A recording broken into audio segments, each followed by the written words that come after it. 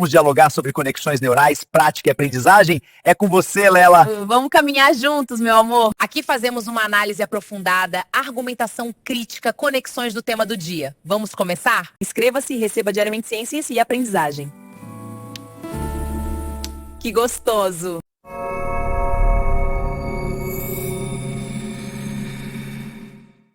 Olá e bem-vindos. Bom, hoje a gente vai mergulhar numa ideia que, olha, pode reconfigurar totalmente o jeito como a gente se enxerga. Com certeza. A ideia é que nosso cérebro não é só, capaz de ser social, ele foi fundamentalmente esculpido pela evolução para isso. Exato. A nossa fonte para essa análise é um resumo bem detalhado do livro Social, Why Our Brains Are Wired to Connect, do neurocientista Matthew Lieberman. Um material fantástico. E a nossa missão aqui é investigar por que se sentir conectado, fazer parte de um grupo.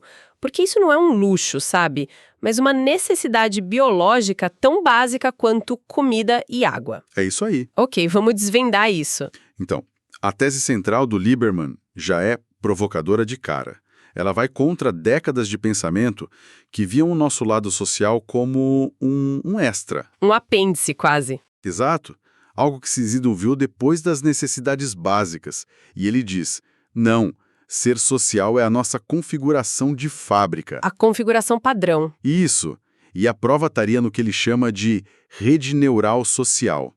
Basicamente um conjunto de circuitos no cérebro cuja função principal é pensar nos outros, o que eles sentem, o que eles pretendem, como eles nos veem. Certo, e o ponto que me pegou de verdade no material foi a afirmação de que essa rede, ela tá ativa o tempo todo. O tempo todo. Peraí, então quer dizer que mesmo quando eu tô de bobeira, sabe, olhando pro teto, sem fazer nada... Exato. Meu cérebro tá, fofocando sobre meus amigos? É como um aplicativo rodando em segundo plano, consumindo bateria mental o tempo todo. A analogia é perfeita, é exatamente isso. Estudos de neuroimagem mostram que o tal modo de descanso do cérebro não é bem um descanso. Quando a gente não dá uma tarefa específica para ele, tipo um cálculo, ele automaticamente volta para esse modo padrão. E o padrão é pensar socialmente. Que loucura! Ele fica repassando conversas, imaginando interações futuras, tentando decifrar as intenções de alguém. O nosso cérebro, quando deixado sozinho, é um dramaturgo social incansável. Mas isso não parece meio ineficiente?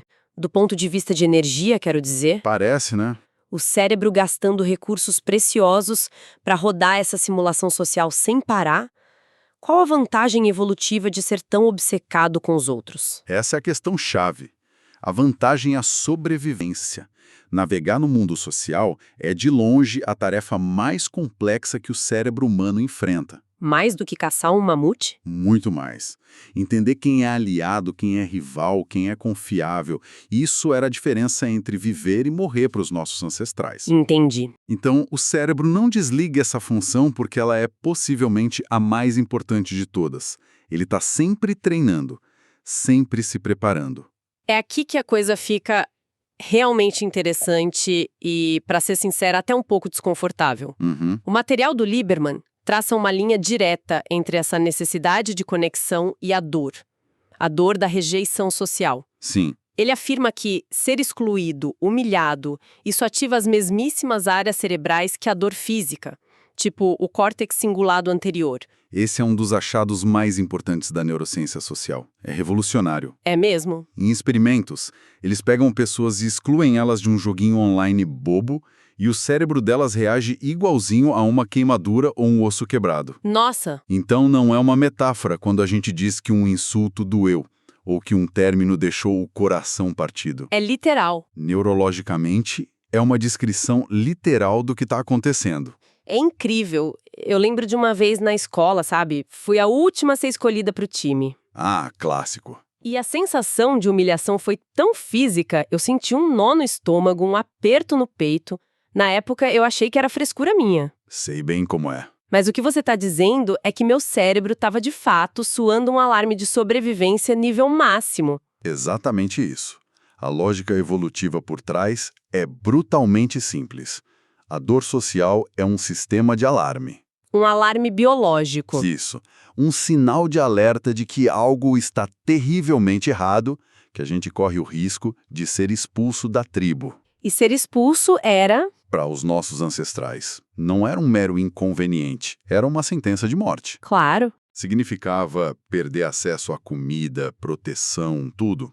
Então, essa dor aguda da rejeição evoluiu como um mecanismo poderosíssimo para garantir que a gente fizesse de tudo para manter nossos laços. Ok, então, o primeiro grande insight para mim aqui é que nosso software social tem um sistema de alarme embutido. Perfeito. E o alarme não é um som, é a dor.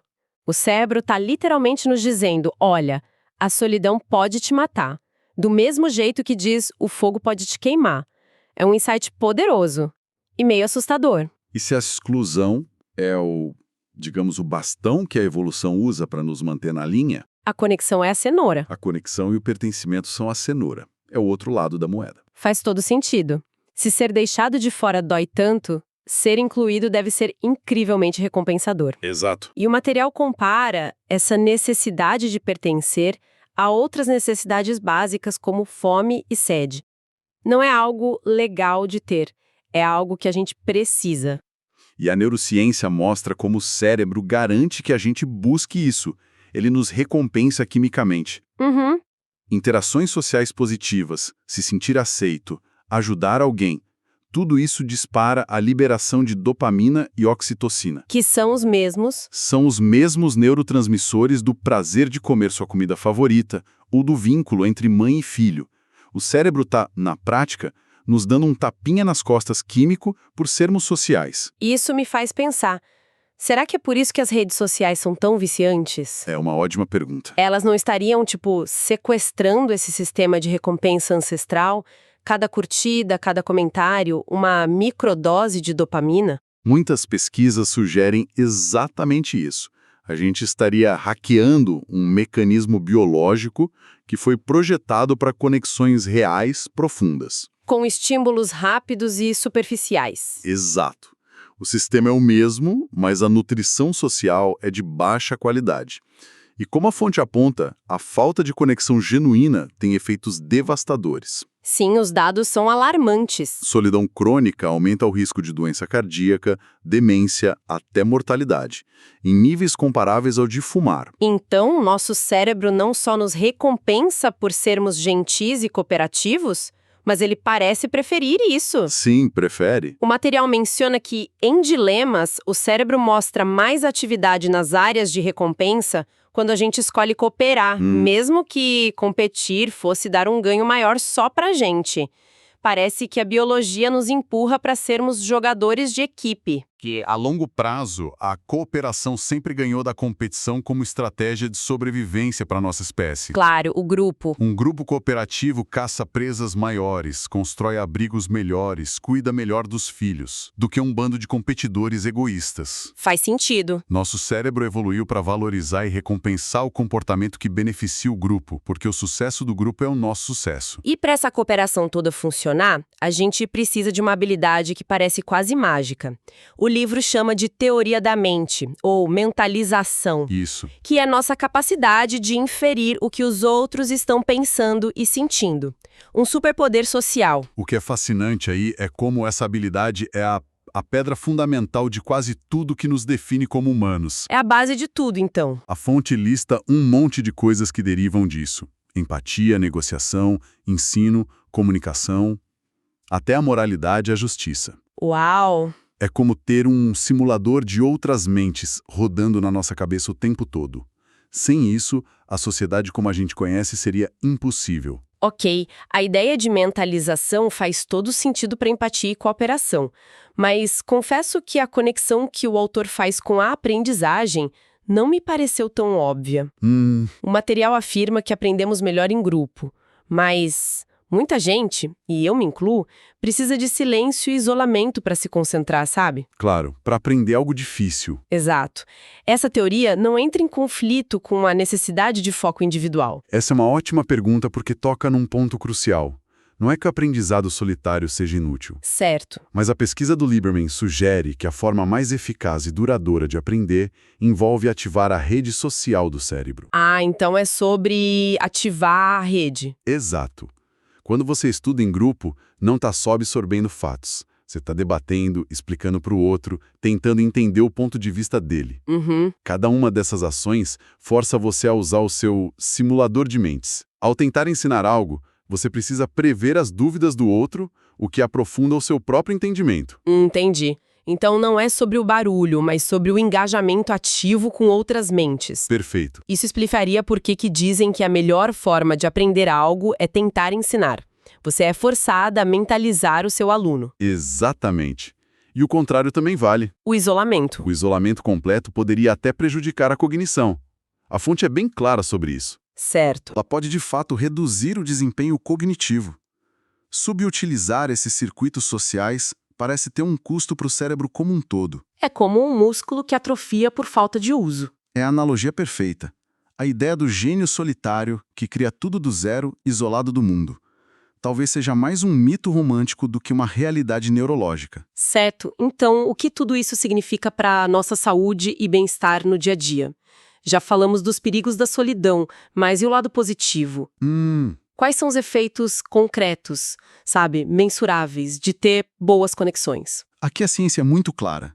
Relações sociais funcionam como um regulador biológico. Um regulador. O material descreve como relações positivas diminuem os níveis de cortisol, o hormônio do estresse. O que é ótimo. Isso reduz a inflamação crônica no corpo. Ao mesmo tempo, aumentam a produção de serotonina, de ocitocina, que promovem bem-estar e segurança. O resultado final é... Um sistema imunológico mais forte e uma proteção enorme contra a depressão e ansiedade. É por isso que o autor chama as conexões sociais de remédio biológico. Sim, Não é uma força de expressão poética, é uma descrição funcional. exato. E essa lógica vai até para a própria linguagem. Eu sempre pensei na linguagem como uma ferramenta para transmitir dados, mas o livro sugere algo bem diferente. Essa é outra ideia poderosa. A linguagem não evoluiu primariamente para dizer, cuidado, um leão. Certo. Ela evoluiu como uma ferramenta de conexão social. Fofocar, contar histórias, compartilhar piadas. Consolar alguém, consolar alguém. Essas são as principais funções da fala. São mecanismos para criar e manter laços, testar alianças e garantir a coesão do grupo. É o que nos mantém unidos. A fala é, na sua essência, um ato de catação social, sabe? O equivalente humano do que os primatas fazem ao catar piolhos uns dos outros. Nossa, que imagem! Mas faz sentido. É sobre manter a tribo unida. Exato. Isso me leva à citação que, para mim, amarra toda a nossa análise de hoje. Sei qual é. A conclusão central do Lieberman, que agora faz muito mais sentido. O cérebro humano não evoluiu para sobreviver sozinho, mas para sobreviver junto. É isso. Essa frase encapsula tudo. Tudo. Se fôssemos sintetizar os pilares, seriam 4. Primeiro, o cérebro tem uma rede social dedicada, que está sempre ligada, por padrão. Certo. Segundo, a dor da exclusão é real, processada como dor física. É o nosso alarme biológico para não nos afastarmos do grupo. Exato. Terceiro, a conexão é uma necessidade biológica, e o cérebro nos recompensa quimicamente por buscá-la. E por fim? E por fim, nossa habilidade de ler mentes, a mentalização, é o superpoder que possibilita a empatia, a cooperação e a própria sociedade. A mensagem final que fica, então, é que tratar a conexão, a cooperação, a empatia, tratar tudo isso como habilidade soft, opcionais, Um luxo. é um luxo, é ir diretamente contra a nossa programação biológica mais profunda. Elas são necessárias. E isso nos deixa com uma reflexão final. Uma questão importante, eu acho. Qual seria? Se a nossa biologia está tão profunda e inegavelmente programada para a conexão, que implicações isso tem para o modo como a gente estrutura o nosso mundo? Como assim? Nossas escolas, que frequentemente valorizam o silêncio e o trabalho individual. Nossos locais de trabalho, que promovem competição interna. E nossas cidades, que muitas vezes são projetadas de um jeito que favorece o isolamento em vez da comunidade. Nossa! A pergunta que fica é: será que a gente não está construindo um mundo que vai contra a própria natureza do nosso cérebro?